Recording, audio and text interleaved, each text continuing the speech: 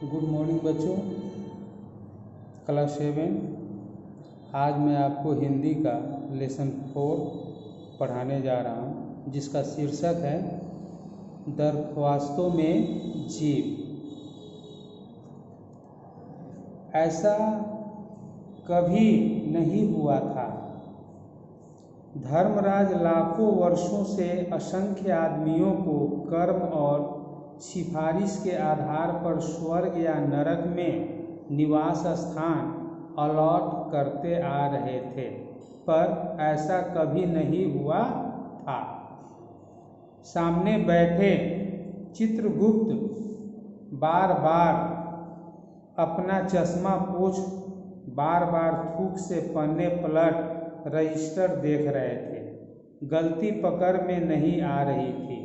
आखिर उन्होंने खींचकर रजिस्टर इतनी जोर से बंद किया कि मक्खी चपेट में आ गई। उसे निकालते हुए बोले, महाराज, सब रिकॉर्ड ठीक है।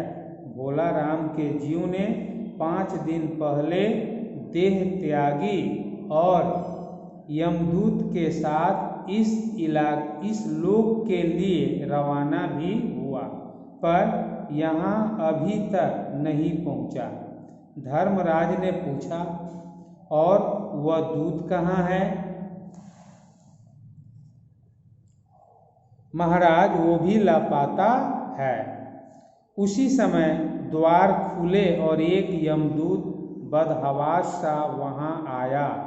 उसका मौलिक कुरूप चेहरा परिश्रम, परेशानी और भय के कारण और भी विकृत हो गया था।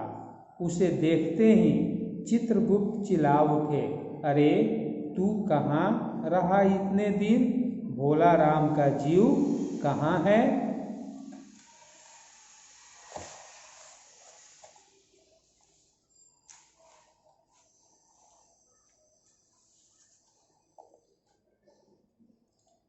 यमदूत हाथ जोड़कर बोला, दयानिधान, मैं कैसे बताऊं कि क्या हो गया? आज तक मैंने धोखा न खाया था, पर इस बार भोला राम का जीव मुझे चकमा दे गया।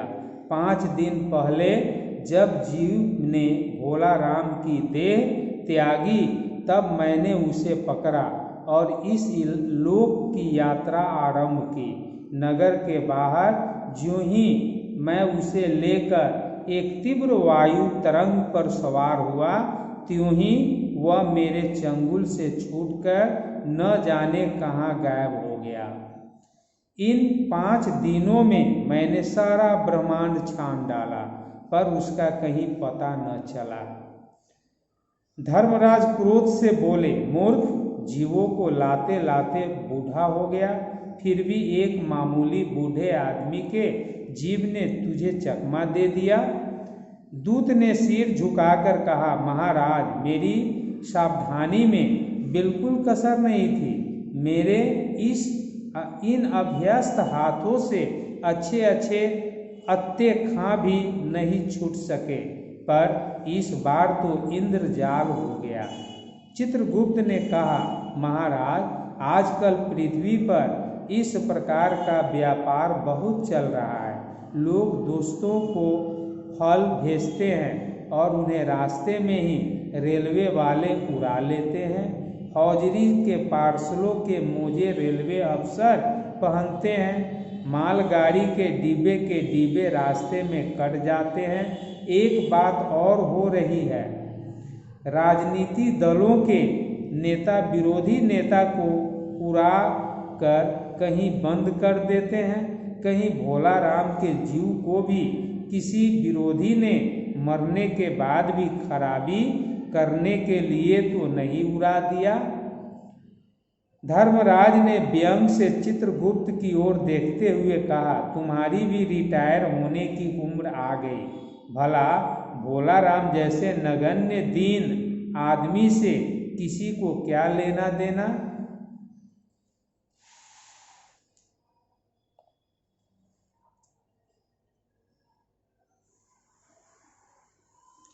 उसी समय कहीं से घूमते घूमते नारद मुनि वहां आ गए।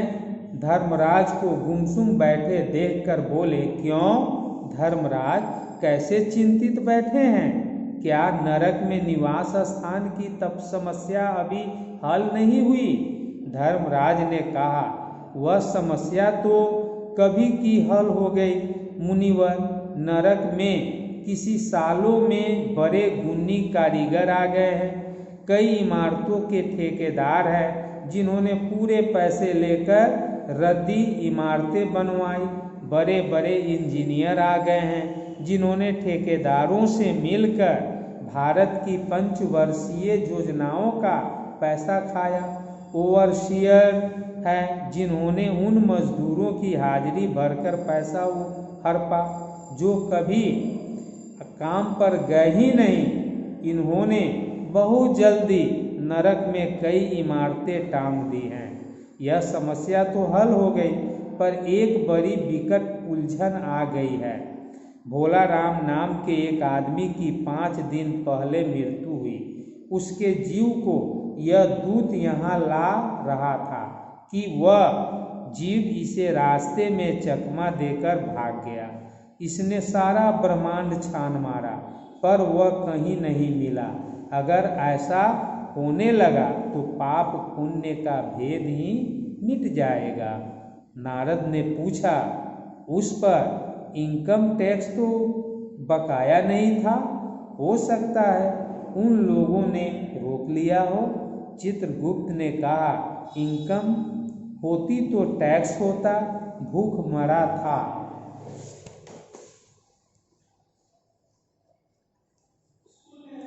नारद बोले, मामला बड़ा दिलचस्प है। अच्छा, उसका नाम पता तो बताओ, मैं अभी पृथ्वी पर जाता हूँ। चित्रगुप्त ने रजिस्टर देखकर बताया, भोला राम नाम था उसका।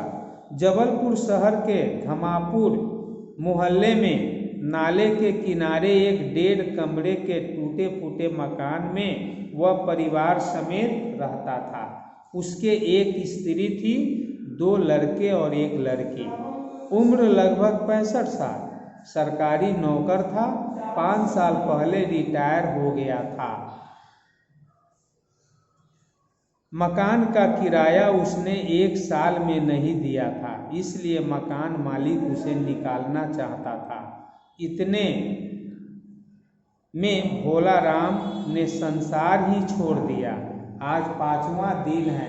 बहुत संभव है कि अगर मकान मालिक वास्तविक मकान मालिक है तो उसने भोला राम के मरते ही उसके परिवार को निकाल दिया होगा। इसलिए आपको परिवार की तलाश में काफी घूमना पड़ेगा। माँ बेटी के सम्मिलित क्रंदन से ही नारद भोला राम का मकान पहचान गए।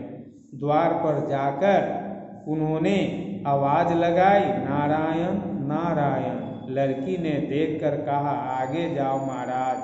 नारद ने कहा, मुझे भिक्षा नहीं चाहिए, मुझे भोला राम के बारे में कुछ पूछताछ करनी है। अपनी माँ को जरा बाहर भेजो बेटी। भोला राम की पत्नी बाहर आई।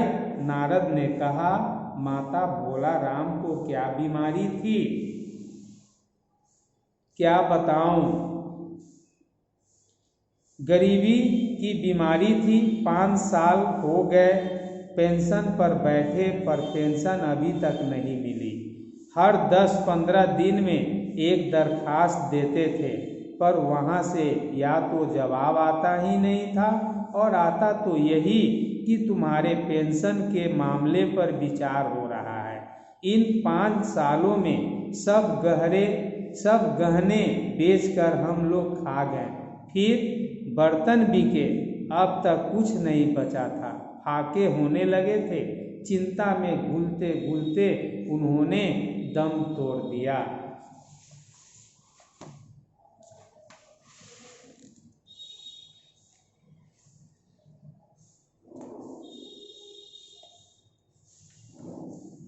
नारद ने कहा, क्या करें माँ, उनकी इतनी ही उम्र थी।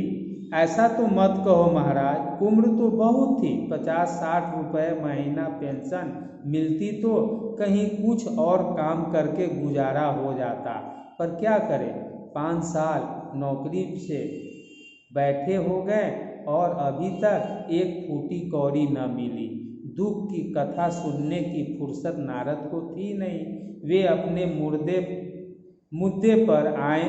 माँ, यह तो बताओ, यहाँ किसी से क्या उनका विशेष प्रेम था जिसमें उनका जी लगा हो? पत्नी बोली, लगाव तो महाराज बाल बच्चों से ही होता है, नहीं परिवार से बाहर भी हो सकता है, जैसे कोई स्त्री। स्त्री ने गुर्रा कर नारद की ओर देखा, बोली, बको मत महाराज, साधु हो, कोई लुच्चे लफंगे नहीं हो। जिंदगी भर उन्होंने किसी दूसरी स्त्री को आंख उठाकर भी नहीं देखा।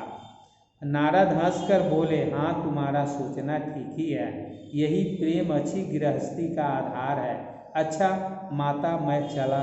व्यंग समझने की असमर्थता ने नारद को शक्ति के क्रोध की ज्वाला से बचा लिया।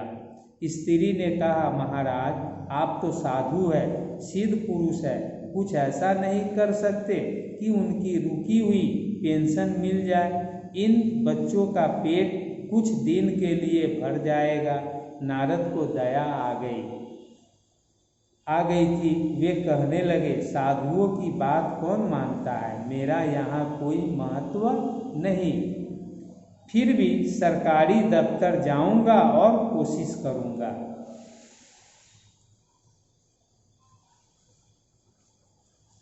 वहां से चलकर नारद सरकारी दफ्तर पहुंचे। वहां पहले बाबू ने उन्हें ध्यानपूर्वक देखा और